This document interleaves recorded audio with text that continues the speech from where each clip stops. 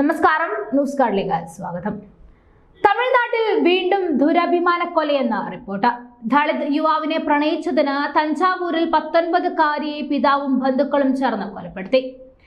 നവീൻ എന്ന യുവാവുമായുള്ള ബന്ധം അറിഞ്ഞതോടെയാണ് ഐശ്വര്യയെ പിതാവും ബന്ധുക്കളും ചേർന്ന് കൊലപ്പെടുത്തിയത്.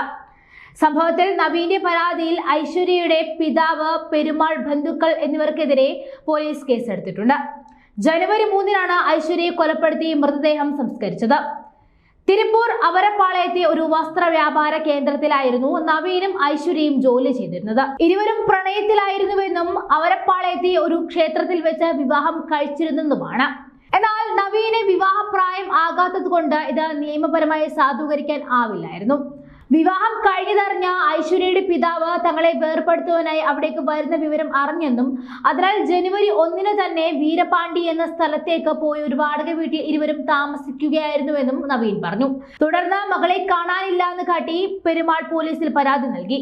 ജനുവരി 2-ന് പോലീസ് ഉൾപ്പെടെ ഇരുവരും താമസ സ്ഥലത്തെത്തുകയും ഐശ്വര്യയെ കൂട്ടിക്കൊണ്ടു പോവുകയും ചെയ്തു.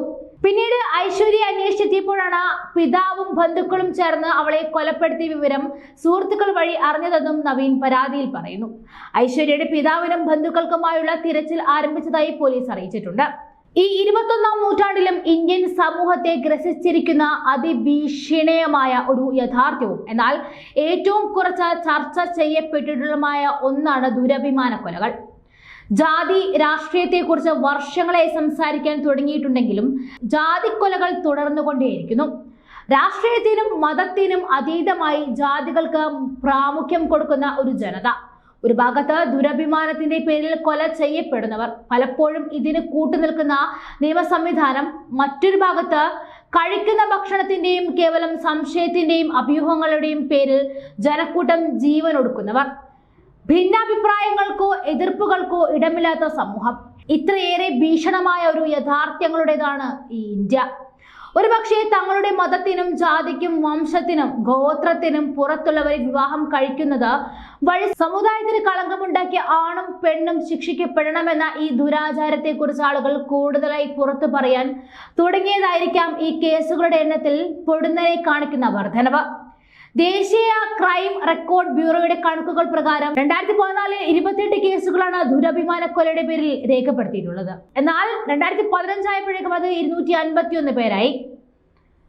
മറ്റു വിഷയങ്ങളെ ചൊല്ലിയുള്ള കൊലപാതകങ്ങളിൽ നിന്നും വേറിട്ട് ദുരഭിമാനക്കൊലയുടെ പ്രത്യേകം കണക്കെടുത്ത് തുടങ്ങിയതും 2015-ലാണ്.